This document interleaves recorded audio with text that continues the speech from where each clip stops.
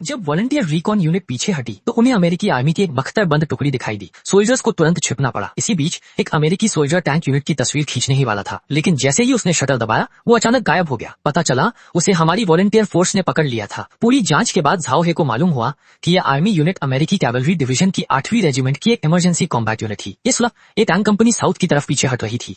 Meeting में discussion के बाद रिकॉन कंपनी ने फैसला किया कि वो इस बख्तरबंद यूनिट को रोकेंगे। सोल्जर्स के दुश्मन के रास्ते में गड्ढे खोदकर माइन बिछा दी। झाओ हे और उसकी टीम ने एक ट्रक को सड़क के बीचों बीच धकेल दिया।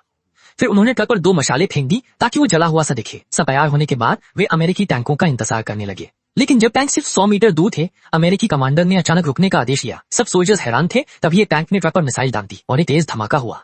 चालाक अमेरिकन सोल्जर्स फिर भी जाल से बच निकले। तभी स्नाइपर मोनी फायर किया और पहली गोली चली। सोल्जर्स सिर्फ कवर लेकर डिफेंस कर पाए। कई अमेरिकी सोल्जर्स तुरंत मारे गए, लेकिन उनकी मशीन गन और ग्रेनेड दुश्मन के टैंकों पर असर नहीं कर रहे थे। दुश्मन की कुछ मिसाइलें हमारे फायर पॉइंट्स को भी तबाह कर गईं। टैंक धीरे धीरे आगे बढ़ रहे थे। कंपनी कमांडर ने तुरंत दाहिने फ्लैंक वाले ग्रुप लीडर को आदेश दिया कि वो टैंक उड़ाने जाए। 3 सोल्जर्स विस्फोटक लेकर दौड़े, लेकिन 2 घायल हो गए। तीसरे सोल्जर ने बम से भरा बैग सीधे टैंक के नीचे फेंक दिया और जोरदार धमाके के साथ टैंक जल उठा। लेकिन किसी के संभलने से पहले टैंक दोबारा फट गया। फायर करो, कंपनी कमांडर चिल्लाया। वो आगे बढ़ रहे हैं। सिपाही ने डेटोनेटर दबाया, लेकिन कुछ हुआ ही नहीं। पता चला कि दुश्मन का बम पहले ही फट चुका था। क्या हुआ? कमांडर ने पूछा। सर, डेटोनेटर टूट गया है, जाकर देखो। सिपाही लाइन चेक करने गया और तभी उसे दुश्मन की गोली लगी। अब सैनिकों को पीछे हटना पड़ा। एक मोड़ पर एक सैनिक जमीन पर बम लिए खड़ा था, दुश्मन से लड़ने को तैयार, लेकिन झाओ हे ने उसे रोक दिया। तुम क्या कर रहे हो? मैं उन्हें उड़ा दूंगा। मेरी बात सुनो, बम एक्टिव नहीं हुआ है, वो फटेगा नहीं। तुम समझते क्यों नहीं? लेकिन उस सिपाही ने नहीं सुना। वो बम लेकर बाहर निकला और इससे पहले कि वो टैंक तक पहुंचता, गोली लग गई। वो सोल्जर सच्चा हीरो था। मैं उस बहादुर वॉलंटियर सोल्जर को सलाम करता हूँ। शायद उस सोल्जर के जज्बे ने झाओ हे को भी झकझोर दिया। वो तुरंत कैंप लौटा